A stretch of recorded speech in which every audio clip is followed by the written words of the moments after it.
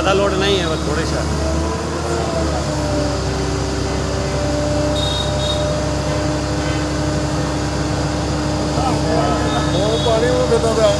पानी में अंदर आ रहा है। तो फिर बम पूरा कहाँ निकला? 2 ही बम निकला। नहीं वो